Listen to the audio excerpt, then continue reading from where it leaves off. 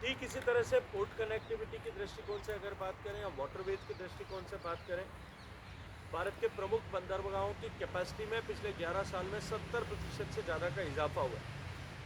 पहले ऐसी तुलना की जाती थी कि सिंगापुर के पोर्ट पर जो रिवर्सल का टाइम के एक जो है शिप वहाँ आता है, अनलोड होता है, वापस लोड होता है और वापस जाता है, इसमें जितना टाइम लगता था उसके कंपैरिजन में भारत में 6 गुना ज़्यादा टाइम लगता था। आज हमने तकनीकी की ताकत के आधार पर अपने पोर्ट इंफ्रास्ट्रक्चर को जिस तरह से अपग्रेड किया है उसके चलते हुए और टर्न अराउंड टाइम में जो हमने जो है तेजी लाया है, जिस तरह से पोर्ट को डिजिटलाइज करने के लिए पोर्ट इंफ्रास्ट्रक्चर को काम किया है, उसके कारण से हम उस समय सीमा को आधे से भी कम में घटाने में कामयाब हुए और उसको और अधिक बढ़ाने के लिए हम लोग साथ में अभी काम कर रहे हैं ताकि आने वाले समय में हमारा टर्न अराउंड टाइम भी ग्लोबल बेस्ट स्टैंडर्ड्स के करीब हम पहुंच जाए। हम सब ने देखा सागरमाला प्रोजेक्ट जिस तरह से समुद्र के किनारे पर भारत की जो हज़ारों किलोमीटर की समुद्री सीमाएं, क्योंकि जो गुड्स एंड लॉजिस्टिक्स जो थ्रू वाटरवेज आते हैं, जो शिप्स के माध्यम से आते हैं, अल्टीमेटली उनका इनलैंड ट्रांसपोर्ट जो है वो दो ही तरीके से हो सकता है, या तो रेलवे कॉरिडोर्स के माध्यम से हो। रेलवे ने इसमें अभूतपूर्व प्रगति की है। रेलवे का फ्रैट कैरिंग कैपेसिटी और कैरीड फ्रैट जो है उसका टनेज दोनों में 2.5 गुना से ज़्यादा की वृद्धि पिछले दिनों में देखने को मिली है। सागरमाला के क्योंकि जो वाटरवेज से जितना भी शिपमेंट आता है उसको दूसरा साधन जो है वो रोड ट्रांसपोर्ट है। 800 से ज़्यादा प्रोजेक्ट हाथ में लेकर के कोस्टल इकोनॉमिक जोन बना करके पोर्ट कनेक्टिविटी कॉरिडोर्स का निर्माण करके और उनके साथ साथ में क्रूज टर्मिनल्स बना करके ऐसे मल्टी लॉजिस्टिक हब डेवलप करके, multi modal logistic hub develop करके और हमने लॉजिस्टिक की कॉस्ट को घटाने में बहुत बड़ी सफलता प्राप्त की है।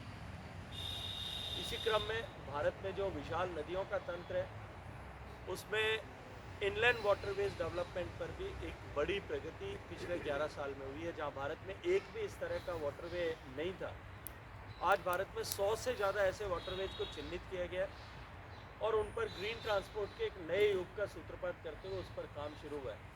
आज वाराणसी हल्दिया क्रूज कॉरिडोर बन गया है, ब्रह्मपुत्रा गंगा वाटरवेज बन गया है, उस पर क्रूज चल रहा है और भारत में आने वाले समय में क्रूज टूरिज्म की भी इन वाटरवेज के चलते हुए एक नए युग की शुरुआत उसके कारण से चलने वाली।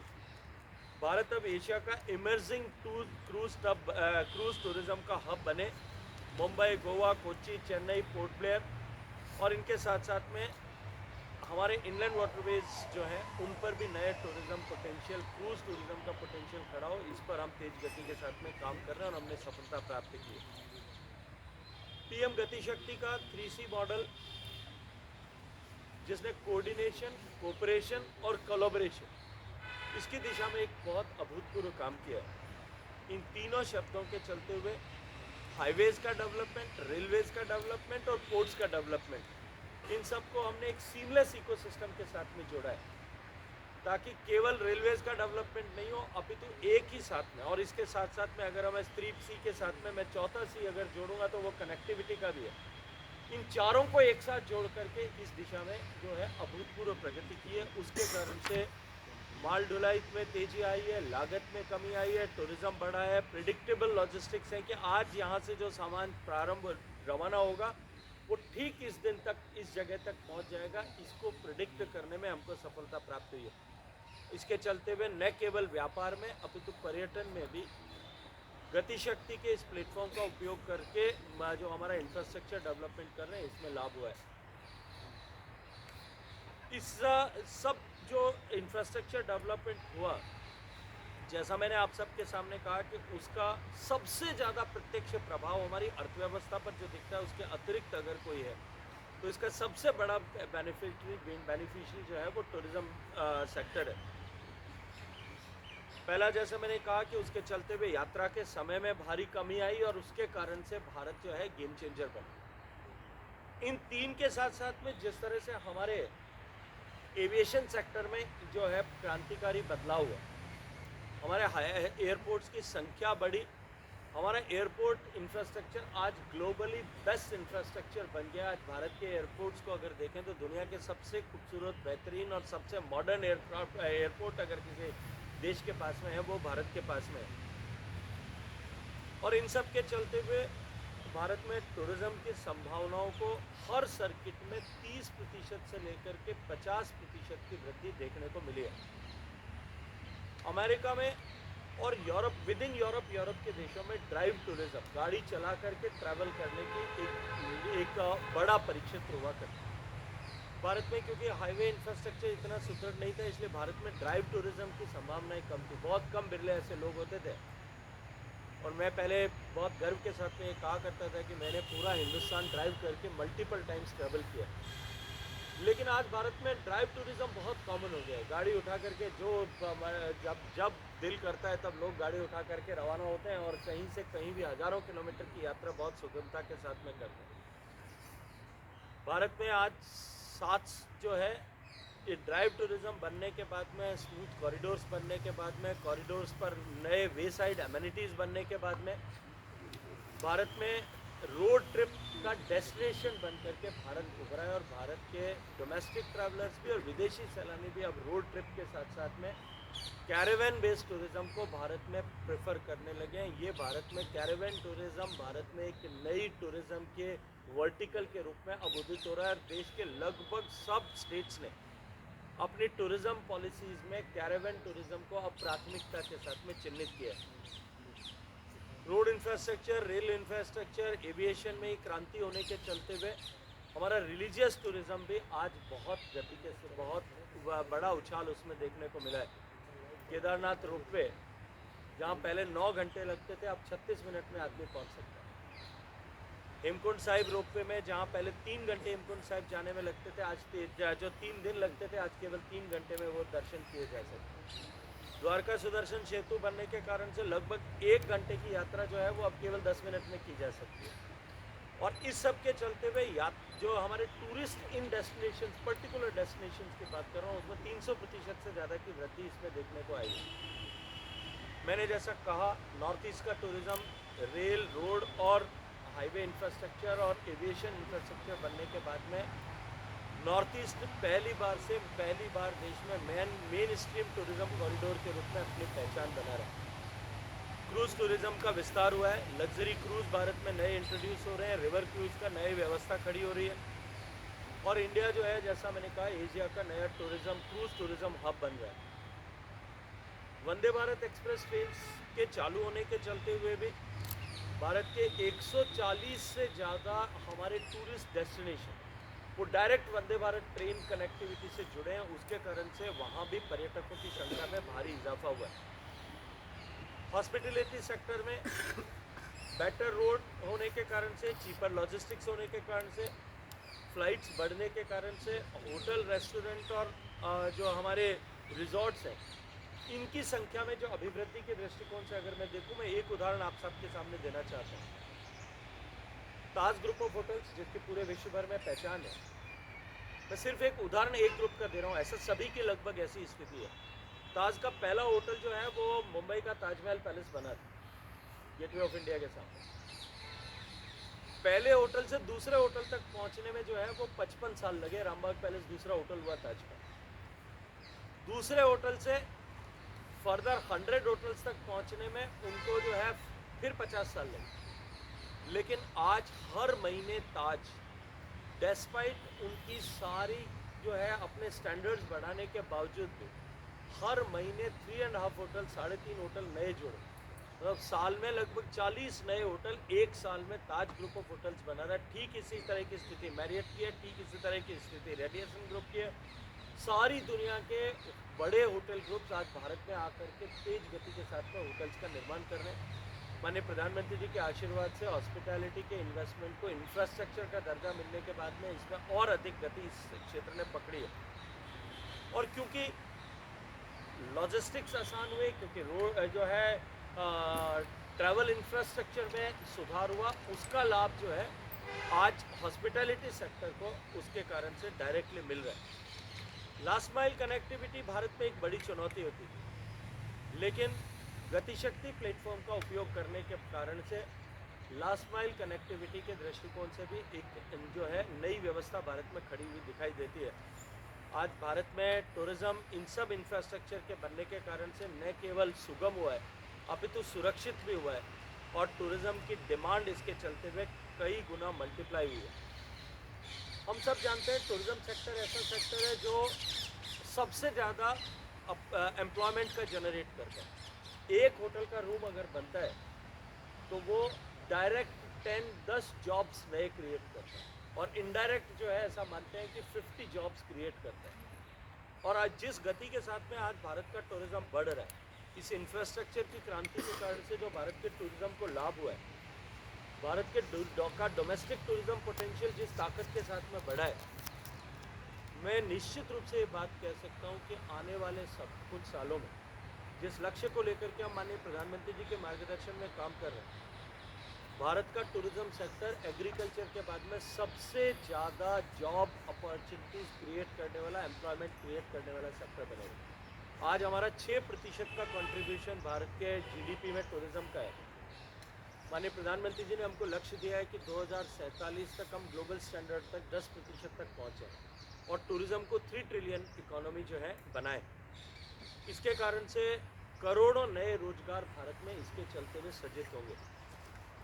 नए टूरिज़्म कॉरिडोर्स भारत में बन रहे हैं और इस टूरिस्ट को भारत में आकर्षित करने और उनकी यात्रा के स्तर को और अनुभव को एलिवेट करने के दृष्टिकोण से, भारत को ईयर अराउंड टूरिज़्म डेस्टिनेशन बनाने के दृष्टिकोण से, हाई वैल्यू टूरिज़्म का डेस्टिनेशन बनाने के दृष्टिकोण से, भारत को मेडिकल टूरिज़्म का डेस्टिनेशन बनाने के दृष्टिकोण से, और भारत स्वाभाविक रूप से स्पिरिचुअल टूरिज़्म का सबसे बड़ा डेस्टिनेशन है। इन सब के लिए इस इंफ्रास्ट्रक्चर के ग्रोथ ने, डेवलपमेंट ने एक मंच का निर्माण किया। इसलिए मैं अंतिम तौर पर ये कह सकता हूँ कि पिछले 11 वर्ष में भारत में जो इंफ्रास्ट्रक्चर की ग्रोथ हुई, भारत ने केवल सड़कें, रेल, बंदरगाह और एयरपोर्ट ही नहीं बनाए, अपितु भारत ने टूरिज़्म के नए अवसरों को सृजित किया है।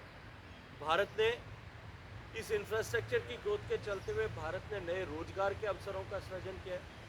भारत ने कनेक्टिविटी को इम्प्रूव किया और उसके चलते हुए भारत में पर्यटन का नया भविष्य जो है वो लिखा और गढ़ा गया है।